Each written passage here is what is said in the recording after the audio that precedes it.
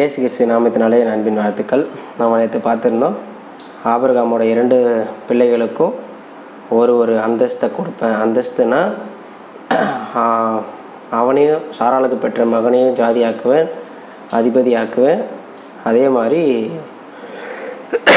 ஆகாருக்கு பெற்ற மகனையும் ஜாதியாக்குவேன், அதிபதியாக்குவேன் அப்படின்றது கர்த்தர் வாக்குத்தத்தமும் ஆசீர்வாதமும் கொடுக்குறாரு. அதற்கு பிறகு என்ன நடந்தது அப்படின்ட்டு இன்றைக்கி நம்ம வீடியோவை பார்க்கலாம்.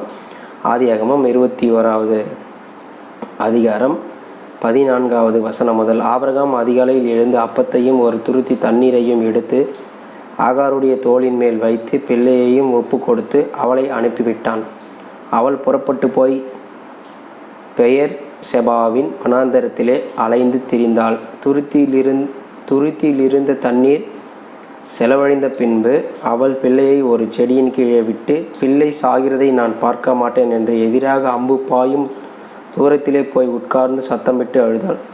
தேவன் பிள்ளையின் சத்தத்தை கேட்டார். தேவதூதன் வானத்திலிருந்து ஆகாரை கூப்பிட்டு, ஆகாரே, உனக்கு என்ன சம்பவித்தது?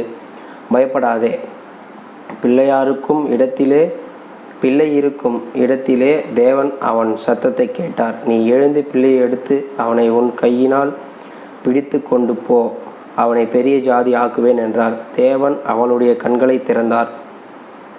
அப்பொழுது அவள் ஒரு தண்ணீர் துறவை கண்டு போய் துருத்தியிலே தண்ணீர் நிரப்பி பிள்ளைக்கு குடிக்க கொடுத்தாள். தேவன் பிள்ளையுடனே இருந்தார்.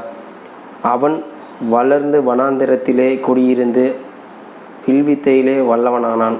அவன் பாரான் வனாந்திரத்திலே குடியிருக்கையில் அவனுடைய தாய் எகிப்து தேசத்தாளாகிய ஒரு பெண்ணை அவனுக்கு விவாகம் பண்ணுவித்தாள்.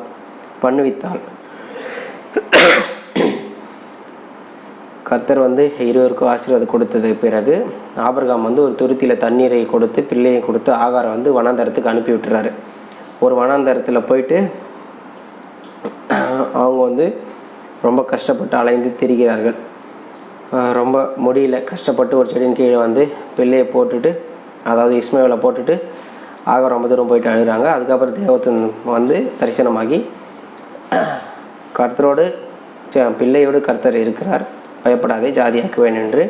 அவன் வளர்கிற வரைக்கும் கர்த்தர் அவனுக்கு துணை நிற்கிறார். அவன் வில்வைத்தியில் நல்ல கை தேர்ந்தவன் ஆகிறான். எகிப்து தேசத்துலேருந்து ஒரு பெண்ணை திருமணமும் ஆகார் இஸ்மாயிலுக்கு செஞ்சு வைக்கிறாங்க. சரிங்களா? இதற்கு பிறகு என்ன நடந்தது அப்படின்றத நம்ம நாளைக்கு வீடியோவை பார்க்கலாம். கர்த்தர் உங்களை ஆசீர்வதிப்பாராக. ஆமென்.